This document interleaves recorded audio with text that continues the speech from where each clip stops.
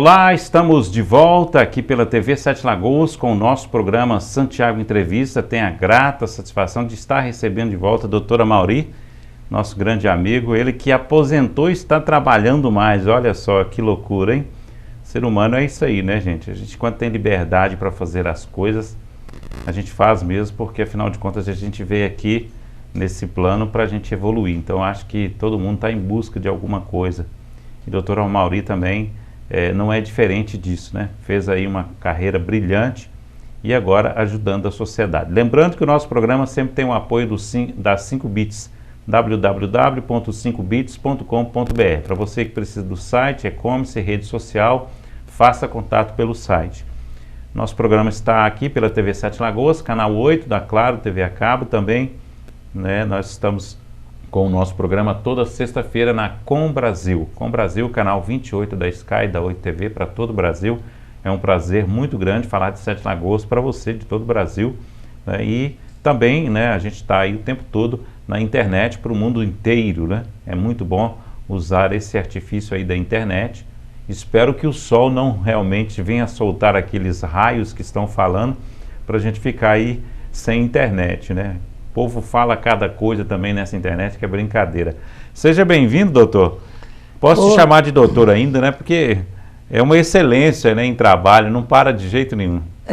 Mas hoje a Amauri, né? É um prazer estar aqui, Santiago, contigo, com seus telespectadores, mais uma vez podendo participar do seu programa. Que bom. Essa energia positiva, o senhor trouxe ela desde quando?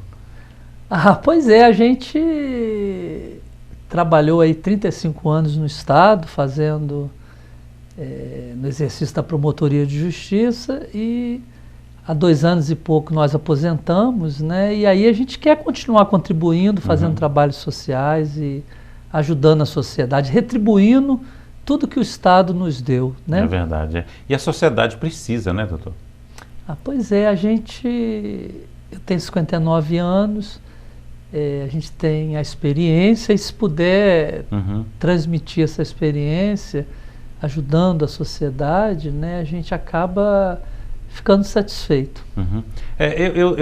Às vezes eu comparo muitas coisas, porque a gente vê uma evolução muito grande da tecnologia, mas ao mesmo tempo que a tecnologia evolui, a gente vê também tanta atrocidade do ser humano, que é uma coisa de doido, né? Então eu acho que não adianta a tecnologia se não tiver experiência humana, né? Eu acho que é por aí, né? Na verdade, a tecnologia, a internet, ela expôs todos nós, né? Hoje, se falar em privacidade, é algo raro, por conta de toda essa exposição e que às vezes as próprias pessoas procuram nas redes sociais, né? Você tem as pessoas que acabam compartilhando a vida pessoal dela com a internet, com o público, né?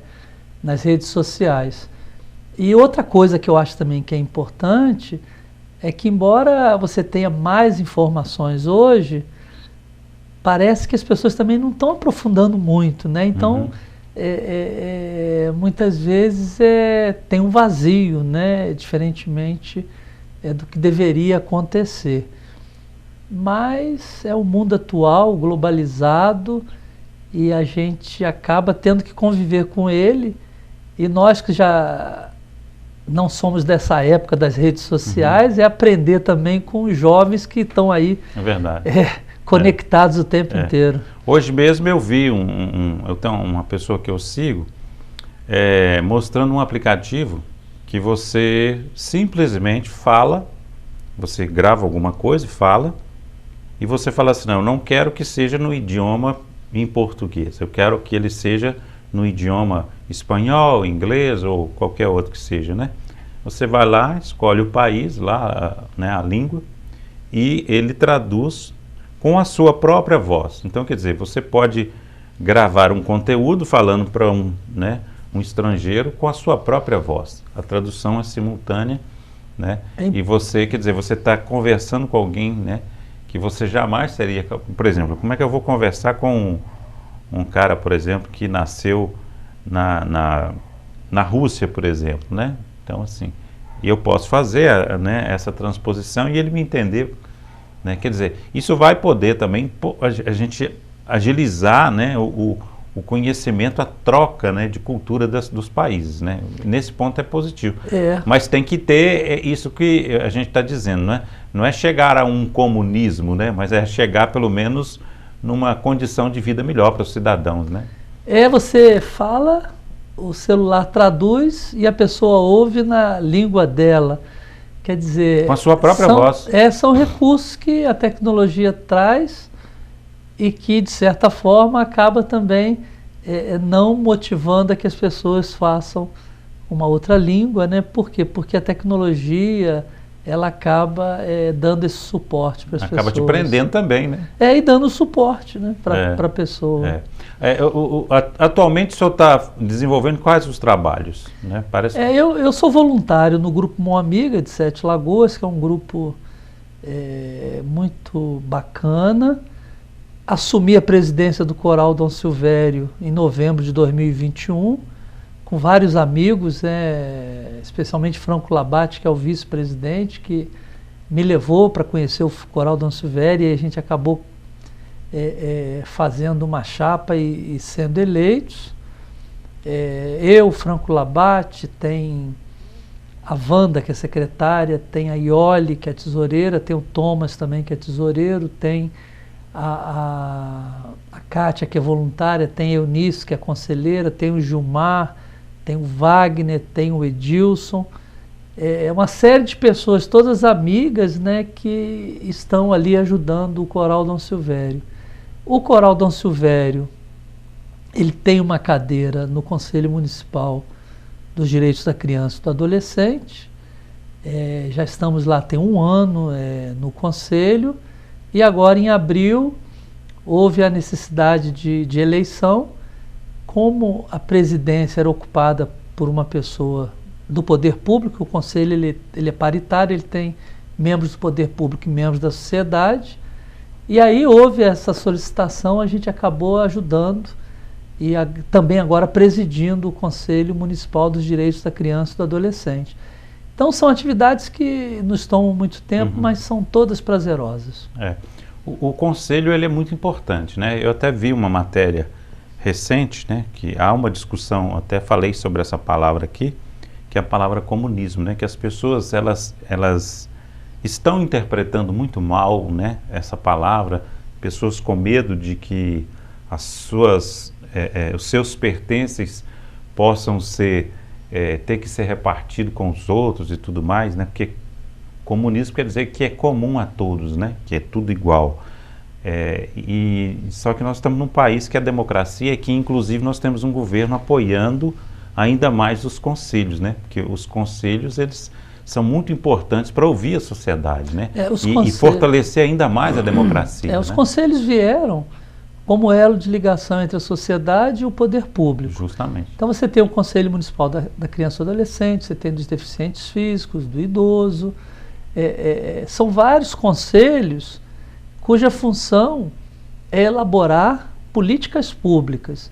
Então você, através dos conselhos, que são órgãos colegiados, dependendo do tema, você trabalha a elaboração, a avaliação de políticas públicas. E essas políticas públicas são encampadas pelo governo, no nosso caso o governo municipal, nas suas ações. Então, o conselho é algo extremamente importante, porque é ouvir a sociedade na hora de você tomar decisões em relação a políticas públicas. Naturalmente que o conselho é participação social. Então, o governo que é democrático, que prima pela oitiva de todos, né, ele sempre vai prestigiar os conselhos como forma de participação social. É uma peça fundamental para fortalecer, inclusive, a democracia, né? Sim, é participação. Então, os conselhos, né, municipais, estaduais, né? Conselho Nacional, são todos formados com essa perspectiva, né, de que a sociedade possa também ter vez e voz na criação das políticas públicas. Inclusive, nós temos também um conselho tutelar, né?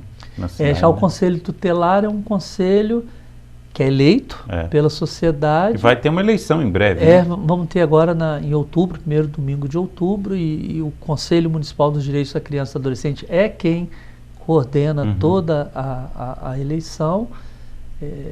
No primeiro domingo de outubro nós teremos a eleição dos conselheiros tutelares. Parece que já tem até os aprovados, né? Já nós temos uma primeira prova, já tem os candidatos habilitados. Teremos agora um teste psicológico, alguns dias à frente. Posteriormente nós teremos uma classificação final, uma capacitação e depois o processo eletivo que vai escolher os 15 conselheiros titulares e 15 suplentes que atuarão a partir de janeiro do ano que vem. Mas é importante a gente distinguir, Santiago, o Conselho Municipal dos Direitos da Criança e do Adolescente e o Conselho Tutelar. O Conselho Tutelar, ele é um órgão autônomo que é eleito pela sociedade e que vai, no dia a dia, atender os direitos das crianças e adolescentes quando eles possam estar violados ou possam estar ameaçados. Já o Conselho Municipal dos Direitos da Criança e do Adolescente, ele trabalha na elaboração de políticas. Já o Conselho Tutelar, atendendo as famílias, atendendo as crianças e adolescentes e tomando providências para que os direitos deles não sejam violados nem ameaçados. Como, por exemplo, chega uma criança, uma reclamação de que o pai não matriculou, a mãe não matriculou ele na escola. Então o conselho vai atuar para exigir a matrícula e vai fazer uma série de coisas que antigamente era papel do juiz, que a lei acabou transferindo para o conselho tutelar para que ele pudesse evitar a judicialização e extrajudicialmente resolver para que não vá para o judiciário. Se o conselho tutelar ele não consegue resolver, aí ele encaminha ou para a Defensoria Pública ou para o promotor de justiça da infância e da juventude, para que ele possa judicialmente exigir o direito. Então o conselho tutelar, ele é um órgão de mediação, um órgão de conciliação que busca, com as atribuições que ele tem, resolver o problema e evitar que o problema da criança e adolescente vá para a justiça. É até bom o senhor explicar isso, porque a gente tem, assim, na sociedade alguns tabus, né? E eu vejo que parece que se criou do Conselho Tutelar, que algumas famílias têm medo quando se fala do Conselho Tutelar. Pelo contrário, né? A atuação do Conselho não tem nada de policialesco. Se o Conselho Tutelar chegou na sua casa, é um bom sinal, não é? E não tem nada, às vezes as pessoas ficam achando que a abordagem é policialesca. Não, o Conselho Tutelar, a função dele é atender os direitos da criança e do adolescente. Agora, o pai ou a mãe que possam ficar receosos do Conselho Tutelar se eles não estiverem fazendo alguma coisa certa. Mas se estiver fazendo a coisa certa e buscar o apoio, o Conselho Tutelar vai apoiar, sim.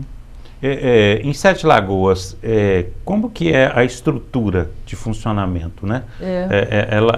Ela é bancada por quem? Pelo governo federal, estadual, municipal? Como é que é? O Conselho Tutelar é um órgão municipal, assim como o CMDCA também é um órgão municipal. Então quem provê é o município. Nós temos 3 conselhos tutelares, um em cada ponto de Sete Lagoas, formado por 5 conselheiros cada um, que atendem em 3 pontos separados da cidade aquelas questões que sejam envolvidas com criança e adolescente que precisam de um atendimento. Agora, tanto o Conselho Municipal dos Direitos da Criança e do Adolescente como o Conselho Tutelar são bancados pelo município, são órgãos municipais. Ah, tá. E esse pessoal, ele é remunerado ou são voluntários? É remunerado. Os conselhos tutelares, eles têm a remuneração de 2 salários mínimos. Ah, tá. É uma remuneração que a gente entende que não é município suficiente. O município é quem paga. Ah, tá. Há uma reclamação de valores assim? A responsabilidade do conselheiro tutelar é muito grande, Santiago. Né? Então, há um movimento para que a gente possa, junto com o Poder Legislativo e o Poder Executivo, melhorar o valor desse vencimento. Entendi. O senhor falou que vai ter uma eleição, né? Como que a sociedade participa disso? Como que a gente fica sabendo quem são os candidatos, como eles concorrem, como que eles se inscrevem? O processo está se desenrolando. Vai chegar Porque parece que é muito pouco falado isso na cidade, né? Vai chegar um determinado momento que a gente vai divulgar para a sociedade. Vai ser o momento em que vai haver a campanha, né? Os conselheiros vão fazer a campanha, vão fazer a campanha, e a partir da campanha isso se torna mais conhecido, e depois então com a divulgação dos locais de votação, que a gente vai divulgar para a sociedade. O senhor disse que tem uns testes, alguma coisa assim, como que se dá, falo assim, como se dá a inserção desse candidato? Ele é escolhido, ele é indicado, como é que é? Pois é, antes da eleição, que vai ocorrer em outubro, a gente tem fases preliminares. A primeira fase é a descrição do candidato. Segunda fase... Tá, mas eu digo assim, ele é indicado por alguns conselheiros, pelos conselheiros? Você tem um edital, convocando... Convoca as pessoas. Para inscrições. Mas então, pode ser qualquer pessoa? Pode qualquer ser pessoa dentro dos requisitos do edital. Tem que residir em Sete Lagoas, tem que ser pessoa idônea e outros requisitos. Essa pessoa se inscreve como se fosse um concurso público. Se inscreve, se avalia a documentação, se está tudo em ordem, se concede a inscrição. Posteriormente tem a prova escrita de português, de informática e sobre o ECA, o Estatuto da Criança e Adolescente. Essa fase já passou, aí você é aprovado, depois tem a relação dos aprovados, que é a fase que nós estamos.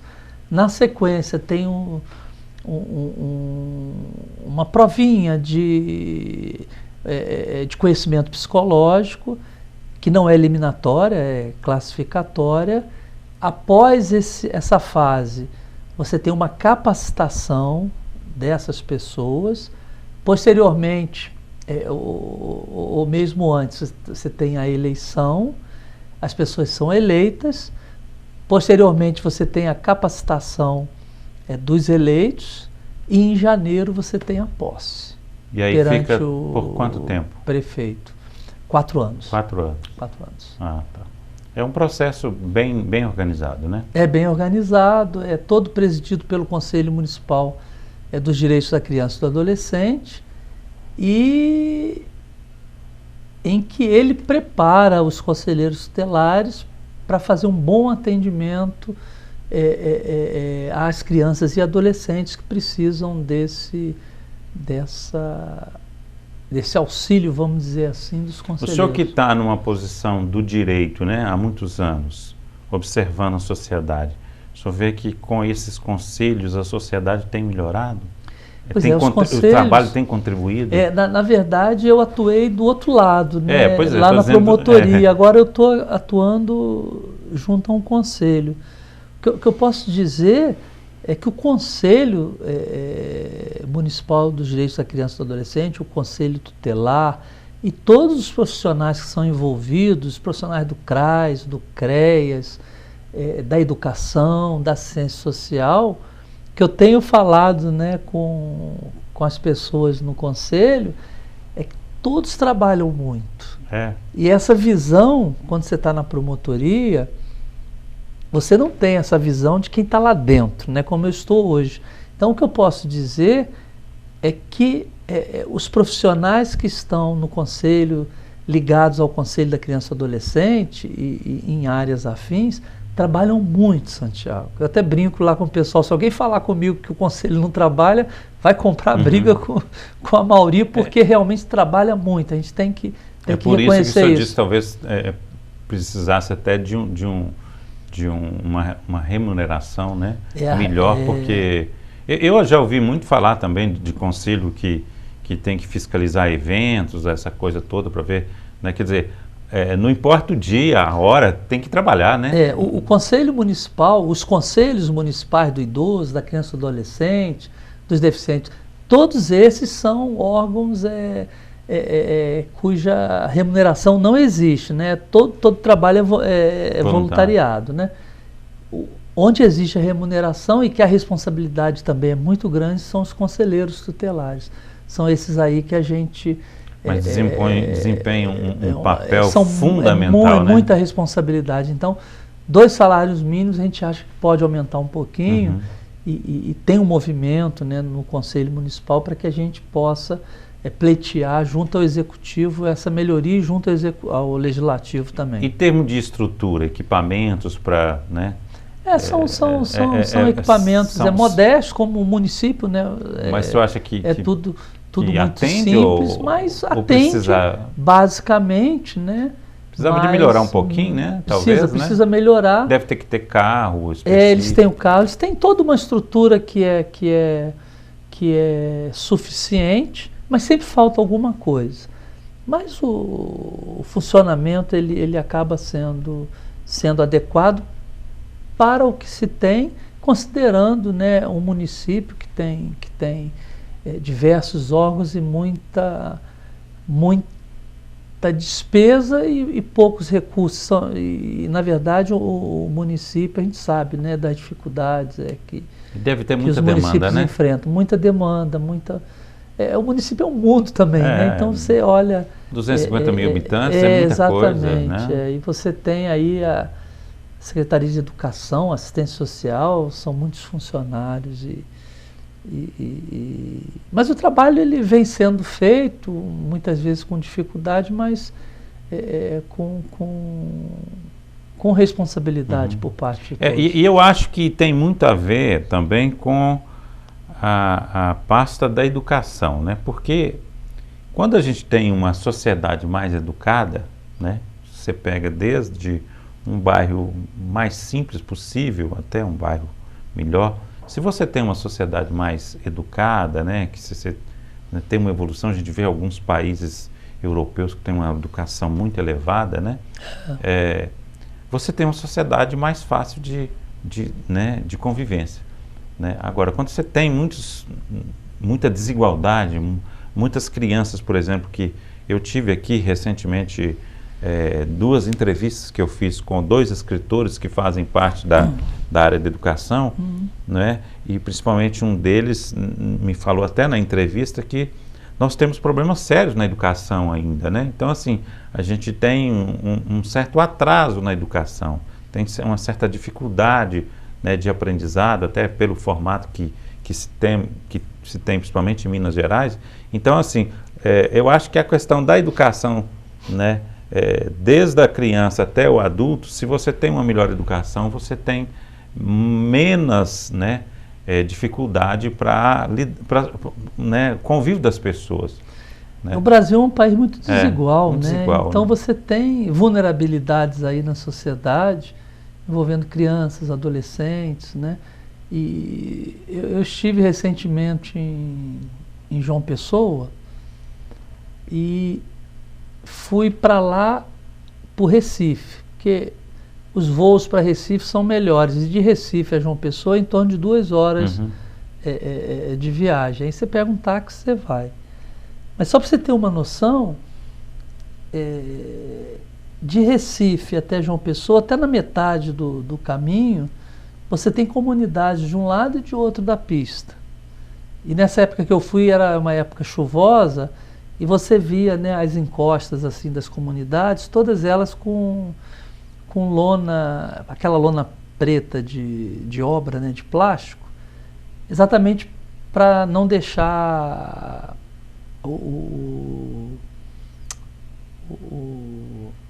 para evitar exatamente o desmoronamento lá da comunidade. Então, eu fiquei imaginando, você falou isso aí, eu fiquei imaginando. A gente tem no Brasil muita desigualdade, muitas famílias vivendo em situações de vulnerabilidade social e naturalmente com isso você vê a falta de educação, os filhos muitas vezes na escola, mas tendo que também trabalhar para poder ajudar no sustento da família. Então tudo isso... Tem pais que têm mais filhos, né? Situação difícil e tem mais filhos, né? E esses pais têm que sair de casa para trabalhar e deixam os filhos sozinhos. Pois é, então você tem uma situação, né, que o governo tem que administrar e que não é fácil, né? E quando você tem... como no Brasil, é uma classe política que vive se digladiando, aí se torna mais difícil ainda, você não tem um acordo, um consenso, e aí é muito problemático. Aí você tem uma coisa pior ainda, que é a questão da marginalidade, né? Que aí os marginais se aproveitam desses jovens, desses adolescentes, dessas crianças. Dão aquele apoio, entre aspas, ali comunidade. E apreende eles e leva eles para um caminho errado, né? Com certeza. Aí você tem que conviver, uma família às vezes que é muito boa tem que conviver com uma situação difícil, né? A vida nas comunidades não é fácil. Não é fácil. Né? Porque são pessoas honestas que moram ali, que não tiveram condições de habitar outro local, mas convivem com uma situação muito difícil. Nesse caso aí, a gente está falando de jovem adolescente, até é bom a gente citar, que às vezes a gente até corta o coração quando você vê, por exemplo, um jornal, você vê um jovem vamos colocar aí, de 15 a 23 anos sendo preso lá e tal. Aí, quer dizer, toda a sociedade toda pensa assim, pô, tem que prender, tem que corrigir esse cara e tal. E aí esquece que ele veio de uma família, né? Muitas vezes ele é vítima. Ele é vítima, né? Ele veio de uma família, estava dando tudo certo, e de repente ele pegou ali pelo tráfico, por exemplo, e caiu numa armadilha, e aí de repente ele foi estar preso. Ou então, né, aqueles que são presos ainda tá bom, né? Porque muitos deles são mortos por vingança. Por vingança. E isso é muito triste, né? Conviver nesse meio assim, ver isso é muito difícil, né? É por isso que o Estatuto da Criança e do Adolescente, ele tem essa perspectiva da proteção integral, da prioridade no atendimento e destacando sempre que uma criança até 12 anos de idade ou um adolescente de 12 a 18 são pessoas em formação. Então você não pode imaginar, por exemplo, que uma criança de 11 anos ou um adolescente de 14, você tenha muitas vezes que usar, né, um argumento que você usa para adulto. Né? São argumentos que você tem que trabalhar de acordo com a perspectiva dele, de pensamento, de ideia, né? Porque são pessoas em formação. Então é muito difícil. Os pais hoje, às vezes que foram criados à moda antiga, entenderem isso, né? Porque a sociedade hoje mudou. E na verdade a gente tem que lidar com essa nova realidade, né? Crianças, adolescentes que se suicidam porque o pai ou a mãe não aceitam a homossexualidade, por exemplo. Então hoje o conceito de família também mudou. Então as pessoas têm que estar preparadas para isso, porque o que a gente trabalha é com a realidade. E a realidade não é aquela muitas vezes que o pai ou a mãe acredita que seja a ideal. A realidade é o conceito de mundo que ela tem não é às vezes não exatamente. É o mundo, então, né? Eu, por exemplo, né, eu fiz direito em 82 a 86, me formei em 1986. Fiz a carreira no Ministério Público até 2020. Em determinado momento eu me desliguei do direito de família e passei a atuar na defesa do consumidor, que foi a especialidade que eu tive durante vários anos até me aposentar. Aí ingressei no Conselho Municipal dos Direitos da Criança e do Adolescente e comprei um livro de Direito de Família atualizado para eu ler. E aí, Santiago, o que eu estou lendo hoje é totalmente diferente do que eu li lá em 1985. Então, a gente tem essa consciência, porque a gente estudou direito. Mas os pais e mães muitas vezes não têm essa consciência. Não tem, E é por isso que é importante, né, que no relacionamento de pais e filhos, a gente tenha sempre o diálogo, né, e resumindo, né, o filho e a filha tem que ser amigos, os pais têm que ser amigos, não abrindo mão de dar conselhos, de dar encaminhamento, mas procurando aceitar, né, que o mundo hoje é diferente. Na verdade, assim, a gente vê muito falar, né, essa frase, que o mundo é diferente. Muitas das coisas que estão acontecendo hoje sempre aconteceram, né? Essa aqui é a grande realidade. Porém, com o advento principalmente da internet, das comunicações, tudo se tornou mais aberto, mais claro, né? Mais transparente. Mais transparente. Agora, tem uma coisa que eu queria que o senhor falasse também sobre os últimos tempos, um crescimento muito grande de uma onda de horrores que a gente vê na sociedade, né? Principalmente uma pessoa que deseja atacar o próximo, né? Que seja como homofobia, com racismo. Eu tenho visto muito falar sobre isso. O senhor também sente isso, né? Principalmente assim, vamos colocar até no efeito político também, porque a gente viu nos últimos anos essa questão, né, de dois lados, né? Parece divisão, que aflorou, né, muito, divisão, né? Essa divisão, e as pessoas entraram nessa onda, parece, e aí hoje em dia a gente tem até a dificuldade nas próprias famílias de lidar. Né?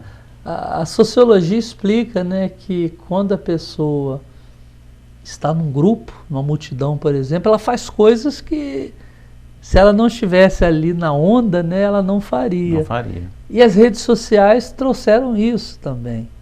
Então, o que se percebe é que a pessoa estando em rede social, em grupos, e dependendo da ideologia, do pensamento, as pessoas acabam fazendo coisas que individualmente não fariam, e muitas vezes, junto com essas coisas, vem violência, racismo, vem uma série de situações que hoje estão exacerbadas em razão das redes sociais, da internet. Né? Uhum.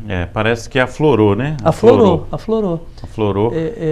E também muita gente fala que às vezes são pessoas que estavam silenciosas, né? E que simplesmente teve a oportunidade de colocar para fora aquilo que ele é.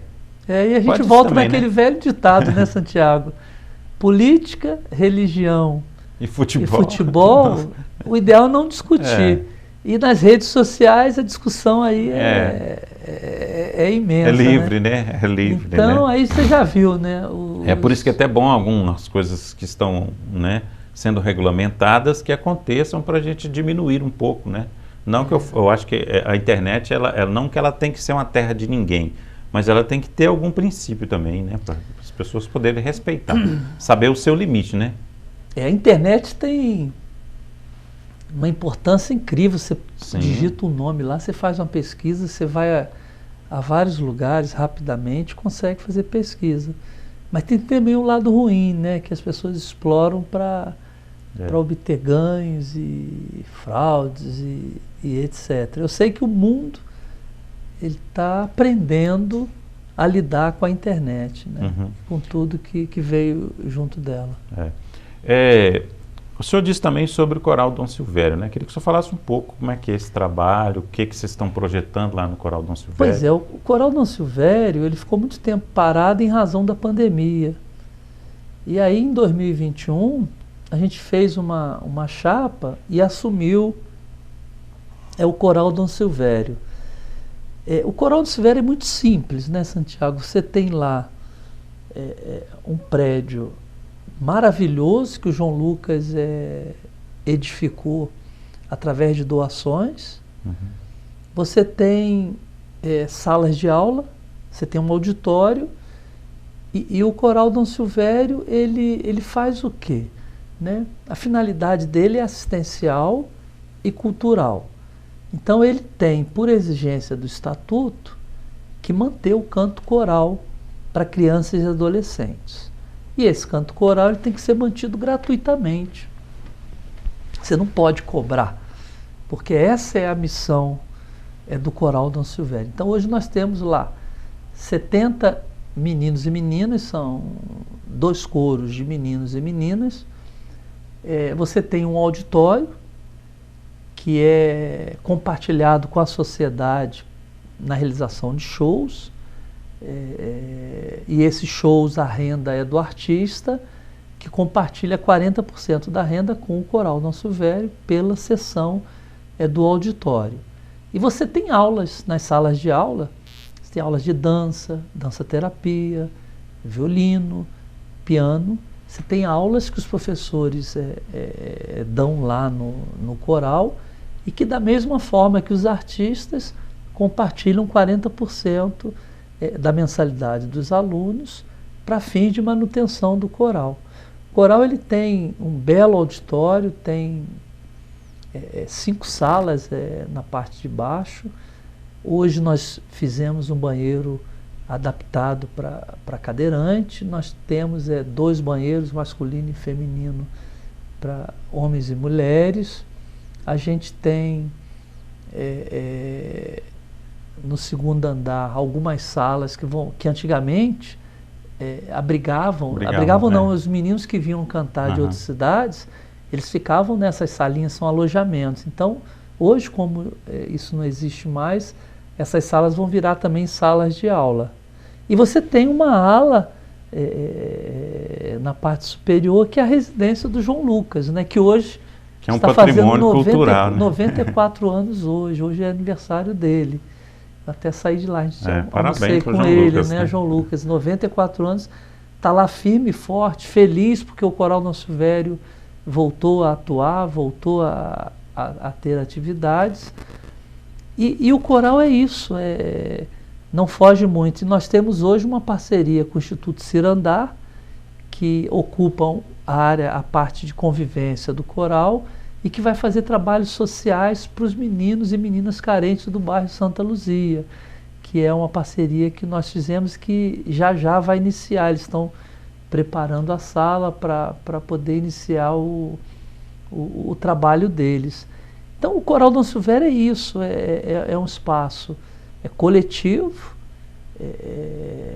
um lote, a construção, o lote foi doado pelo município, a construção é feita através de doações pelo João Lucas.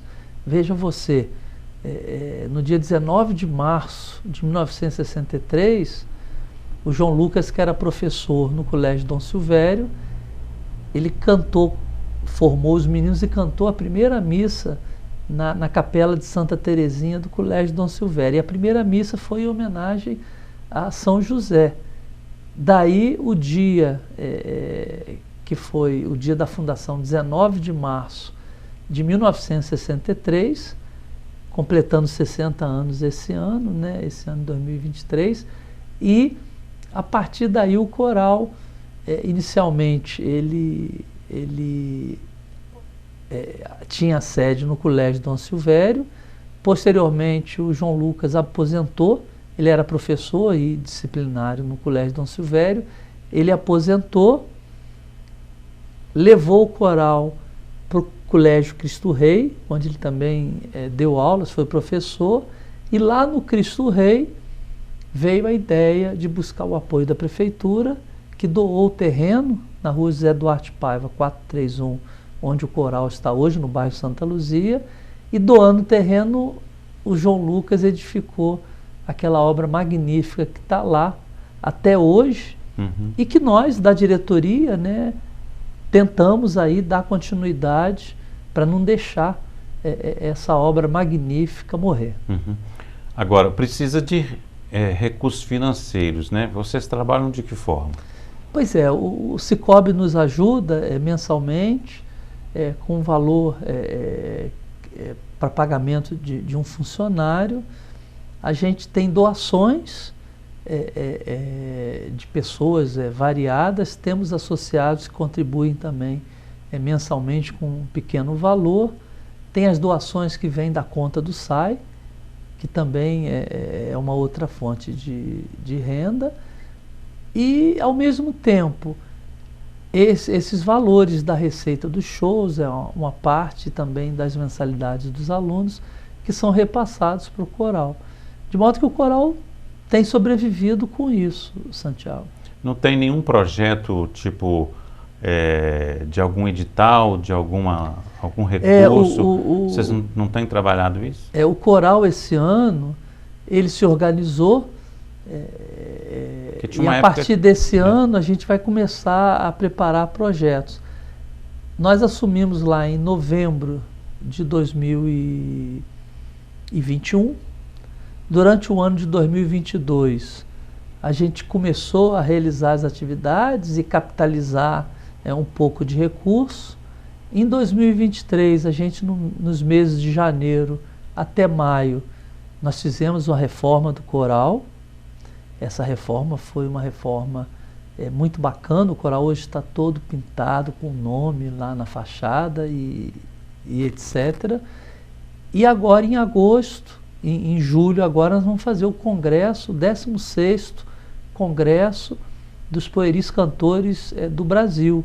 Então nós teremos aqui em Sete Lagoas 11 corais se apresentando, e esse congresso é feito com apoio da Prefeitura de Sete Lagoas, que nos apoia financeiramente, com apoio do Sicob, com apoio da Diocese, porque os corais, quando vêm para um congresso desse tipo, são as paróquias que acolhem, as famílias das igrejas. Então, você tem cada coral ficando numa paróquia, numa igreja, e isso é tradicional, isso vem desde a década de 60, sim. Que é assim. E inclusive o coral Dom Silvério já foi em vários, né? Já foi em vários, já ficou também, já foi acolhido por paróquias. Então você tem um evento do dia 19 ao dia 23 de julho. O dia 19 será no ginásio coberto da prefeitura.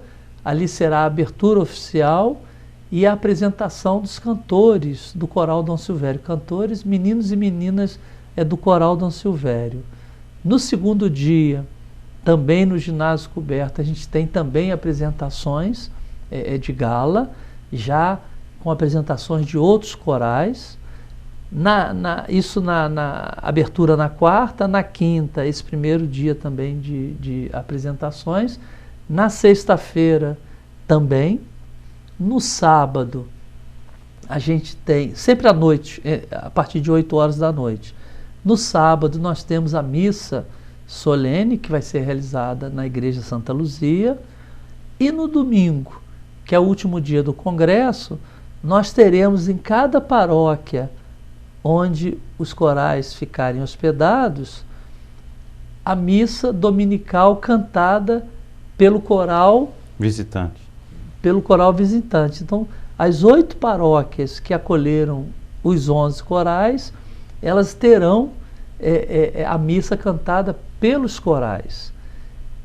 Cantando a missa de manhã, eles vão para a igreja de Santa Luzia, ali vai ter o almoço de confraternização e depois eles retornam para a cidade deles. Então, é um congresso todo é uma programação grande, preparado, né? Tem uma programação grande, são 5 dias de congresso, de modo que os corais todos ensaiando durante o ano inteiro, porque você tem um repertório extenso, músicas sacras, músicas populares e etc.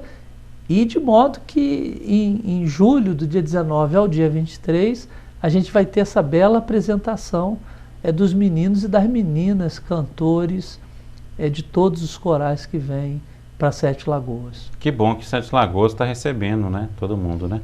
Isso pode se tornar uma data calendário da cidade ou não? Pois é, na verdade, não todo ano, mas o ano que ele acontece, ele deve entrar sim. Sabe por quê? Porque você tem os congressos nacionais de 3 em 3 anos. E nos 2 anos de intervalo você tem os congressos regionais. Então, e normalmente são em cidades diferentes, né? Mas sim, o evento é tão importante que ele deve, em todas as vezes que ele acontecer, integrar o calendário da cidade, porque a coisa mais rara hoje, Santiago, é você ter o canto coral, as crianças, os meninos e meninas, se vinculando ao canto coral. São ensaios noturnos e os maestros extremamente exigentes, e você tem a criança e o adolescente que canta no canto coral. Você desenvolve uma série de habilidades, concentração, disciplina, autoconhecimento, segurança. você tem uma série de qualidades que você desenvolve, o que faz com que o canto coral, no fundo, ele acaba trabalhando para a formação do ser humano, como cidadão. Né? Com certeza. E tem a outra parte aí, que é a parte cultural, né? Uma parte cultural muito importante, né? Tanto para a cidade, né, local, como também para os visitantes. Esse troca, né, de esse contato, né, deles. E para Sete Lagoas, né, que tem buscado isso também, a questão turística, né? Com certeza. E a música do canto coral, o canto gregoriano, a música clássica, é algo extremamente bonita. E é impressionante como é que o nosso maestro, né, que é o Kleber de Castro, como ele consegue introduzir a teoria, a música para esses meninos e meninas que na verdade estão reiniciando, porque o coral ele está reiniciando em razão do tempo que estava parado. E não é fácil, Santiago, você na sociedade atual, que os meninos e meninas só querem ficar na internet, não estão preocupados muitas vezes com a música, você dar aula para eles se engajarem, aprenderem e ficarem disciplinados dentro da lição do maestro. Com certeza, e aí a gente fica pensando em como isso pode influenciar futuramente também, né, para a carreira musical dessas crianças, né? Porque a gente tem histórias de músicos de Sete Lagoas que passaram pelo Coral Dom Silvério, né? Eu acho que isso também é muito importante, né? Só estando na presidência do Coral Dom Silvério, para você ver a quantidade de pessoas que chegam para você e falam: eu passei lá, eu cantei no coral, o João Lucas me ensinou piano, me ensinou o canto coral, hoje eu sou músico, eu sou produtor de música, ou eu sou maestro, porque o Coral Dom Silvério, a partir do canto coral e das outras atividades que o coralista é levado a fazer, você, na verdade, tem ali o Coral Dom Silvério como um grande centro cultural, que irradia música, irradia cultura para as pessoas que estão ali. Então, é impressionante você uma mãe chegar para você e falar: Mauri, o meu filho não gostava de estudar, não tinha concentração, não se preocupava com a disciplina. A partir do momento que ele entrou no canto coral, ele não vê a hora de chegar à noite para ir ensaiar, e ele melhorou em tudo: segurança, disciplina, concentração, preocupação com o dever de casa.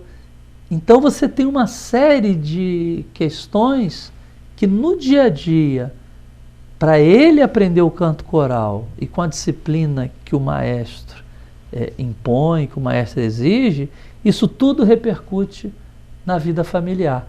E você tem também situações de pessoas que estavam separadas, colocaram o filho no canto coral, e aí da convivência, de levar, de trazer, etc., muitas vezes o casal se reaproxima.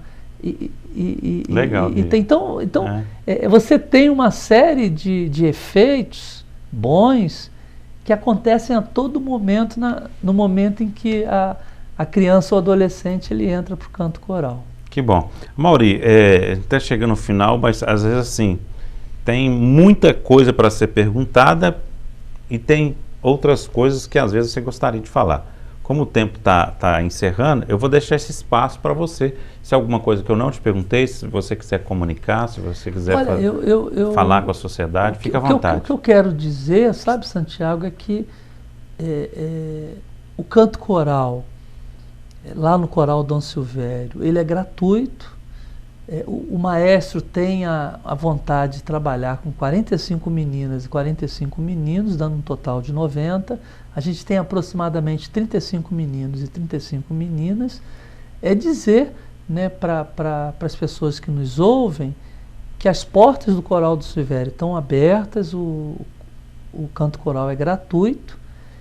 E principalmente a gente tem um olhar também muito social, né, porque o coral é também assistencial, quem tiver uma menina, um menino, mesmo pobrezinho, que queira fazer, nos procure. Por quê? Porque a gente vai tentar dar as condições para que ele possa estudar, possa fazer o canto coral e crescer como ser humano. E às vezes tem um talento parado aí precisando, né? E como nós temos talento, né? O Brasil é rico em talentos. Então E a música, ela tem essa vantagem que não importa a sua classe social, né? Que você a música, ela na verdade, ela...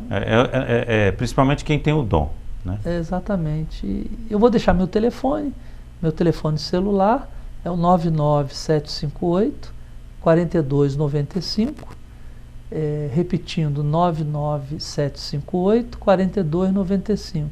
Pessoas podem mandar mensagem para mim, que eu encaminho para o maestro, a pessoa faz o teste de vocacional e, se tudo correr bem, entra para o coral para nos... O coral deve ter uma rede social também, né? Tem o Instagram, né? E é com prazer que a gente recebe. É só entrar no Instagram do Coral Dom Silvério, que também se comunica, né? Também.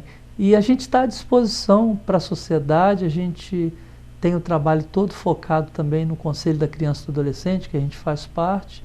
E o que a gente quer, na verdade, é educar e ajudar nossas crianças e adolescentes. Isso aí, muito obrigado. Sempre que precisar, volte, né? Tá bom, eu que agradeço, Santiago. Muito obrigado. Tá? Muito obrigado pela oportunidade. Tá, ok. Obrigado, então, e sucesso lá no seu trabalho. Obrigado a você também. Lembrando que nosso programa está sempre na TV Sete Lagoas, na terça ou quarta-feira, às 8 horas da noite, e na sexta-feira, toda sexta, às 8 horas da noite, na ComBR, canal 28 da Sky e da Oi TV. Um abraço para você, até o próximo Santiago Entrevista.